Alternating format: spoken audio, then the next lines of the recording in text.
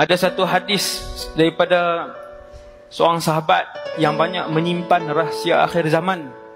Sebab tu saya sebut kepada ustaz-ustaz yang rajin untuk himpunkan hadis-hadis akhir zaman yang diriwayatkan oleh sahabat yang bernama Hudzaifah bin Yaman radhiyallahu anhu, aminu sirri Rasulillah, penyimpan rahsia Rasulullah. Ada satu rahsia akhir zaman, tuan-tuan dengar. Ada satu rahsia akhir zaman yang disimpan oleh Sayyiduna Hudzaifah selepas Nabi wafat, baru dia cerita, iaitu Sayyidina Hudzaifah kata, Islam akan hilang atas muka bumi ini sepenuhnya, sehingga tidak ada seorang pun yang melaungkan azan. Hak ni tuan-tuan, lepas Dajjal pun mati dah. Dajjal mati, Nabi Isa pun dah wafat, Ya'juj Ma'juj pun dah mati, habis dah, habis. Yang ni dia betul-betul last. Bumi ini tidak lagi kedengaran azan, tak ada seorang pun yang boleh yang tahu untuk solat. Satu bumi ni tak ada seorang pun yang semayang satu rakaat. Nabi kata ada satu kumpulan orang tua sangat dah waktu tu atas muka bumi ni, kumpulan orang tua. Kumpulan orang tua ni, berapa puluh orang ni, mereka pernah sebut sekali La ilaha illallah. Tuan-tuan bayang, macam 8 bilion lah, kita buat contoh 8 bilion. Waktu tu tak ada siapa semayang, tak ada siapa puasa, satu bumi. Masjid ada, ditinggalkan kosong terus. Tok Imam pun tak main. Tok Imam pun main snooker. Main snooker, seluar pendek. Dulu bukan imam, bukan Tok Wan saya dulu imam. Tok Wan rupanya yang tu bukan Tok Imam, dia lama dah. Tapi Nabi sebut berbaki satu kumpulan orang tua-tua, berbaki satu kumpulan orang tua-tua, depa sebut la ilaha illallah. Cucu dia tanya, anak dia tanya, jiran dia tanya, kalimah apa tu? Depa tak tahu. Tapi dulu adrakna aba'ana ala hadhil kalimah. Dulu kami dengar nenek moyang kami sebut kalimah ni, kami tak tahu benda apa. Kalimah apa? Depa sebut la ilaha illallah. Subhanallah. Satu orang sahabat lain nama Silah, laki. Dia tanya, wahai Hudzaifah, ada manfaatkah kalimah la ilaha illallah yang dia tu sebut? Hak grup terakhir tu sebut la ilaha illallah.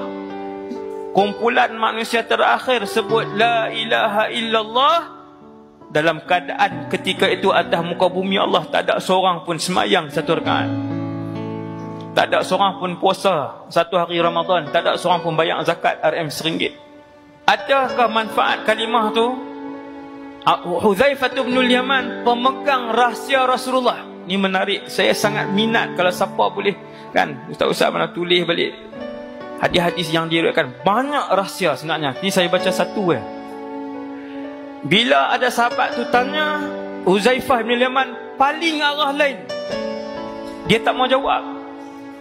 Sampai Silah tu mai kot ni, dia tanya pula, dia kata, wahai Hudzaifah, ada maknakah, ada manfaatkah mereka yang hidup pada zaman tu sebut la ilaha illallah dalam keadaan tak ada siapa semayang, puasa, zakat?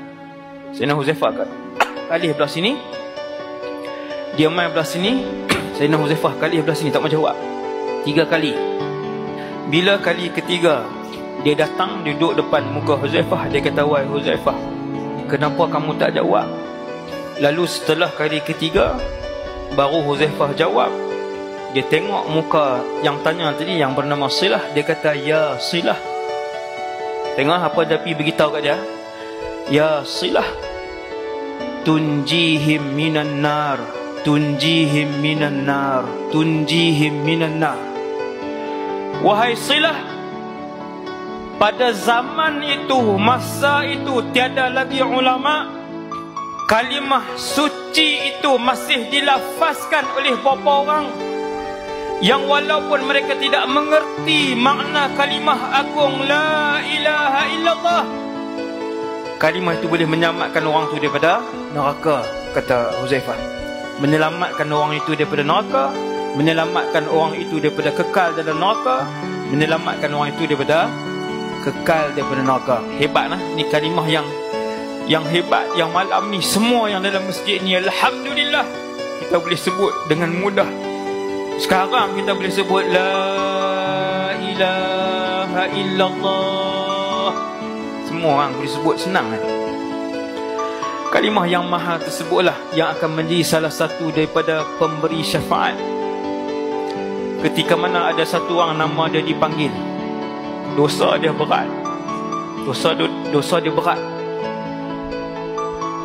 pahala dan ibadat dia ringan.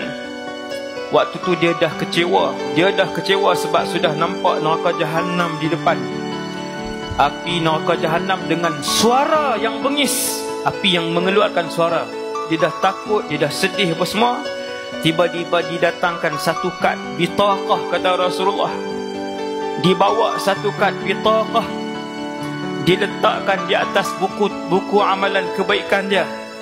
Lalu kad itu memberatkan. Sahabat tanya, ya Rasulullah, apakah kad itu? Nabi pun jawab, kad itu adalah bitaqah la ilaha illallah, tiada Tuhan melainkan Allah.